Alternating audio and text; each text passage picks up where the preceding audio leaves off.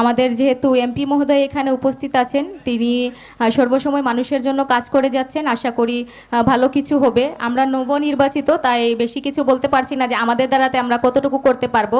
যদি এমপি মহোদয় আমাদেরকে একটু সদয় দৃষ্টি দেন, তাহলে আমরাও আশা করি আপনাদের পাশে দাঁড়াতে পারবো। এবং আজকে যারা এই আয়োজনটা করেছে, আমাদের উপজেলা চেয়ারম্যান সহ চেয়ারম্যান বিন্দুরা উপস্থিত আছেন।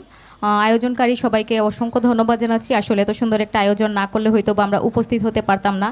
তো কষ্টের সাথে একটা কথা বলতে চাচ্ছি যে আজকে প্রথম এই আয়োজন করা হলো, আর আজকে আমরা নবনির্বাচিত 2 ভাইস চেয়ারম্যান হচ্ছে এখানে উপস্থিত হয়েছি। তবে আমাদের নামগুলো সেখানে দেওয়া হয় না, প্রথমেই আমরা বাদ পড়েছি আর কি। তো নেক্সটে যেন এমনটা না হয় সেজন্য বলে রাখলাম। অধিকার তো কেউ কাউকে দেয় না, নাকি ছিনিয়ে নিতে হয়, সেজন্য বললাম আর কি। তো আসলে ভাইস চেয়ারম্যান আগেও বলে গেছেন, আমিও বলবো যে কৃষক বাঁচলে বাঁচবে দেশ। আর আমি বলছি যে আমার ক্ষুদ্র জ্ঞানে মনে করি তখনই হবে নাকি স্মার্ট